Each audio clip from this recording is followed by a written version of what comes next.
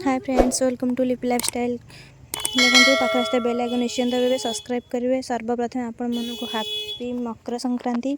तो आम घरे समस्त तो मकर चाउल निश्चिंत होता, तो आम घर मकर चाउल मुझे आपण सहित सेयार कर। देखो चाउल को सर्वप्रथम भिजे देकर ग्राइंडिंग कर क्षीर नड़िया को गोल देचु। एवं सब प्रकार फ्रुट्स पकईदेलु। तापर छेना को पकईदेव, बहुत भल भाव छेना पकईदे। घी ए स्कीप कर कहीं मोर घी खायापी कहीं पसंद करती, तो घी को स्कीप कर देती। गुड़ पकई, समस्त चीनी पकाते तो गुड़र टेस्ट किसी अलग रहा से गुड़ आड कर देखते। सब प्रकार मसला पकईदे। एवं भलसे गोल देकर बहुत भल लगे आपको मिसईदे।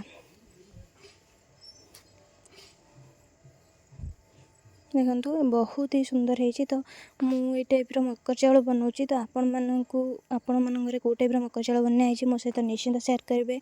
तो वीडियो केमती लगे निश्चिंत जनइबे, कमेंट करेंगे। रोचे जय जगन्नाथ। Enjoy the video.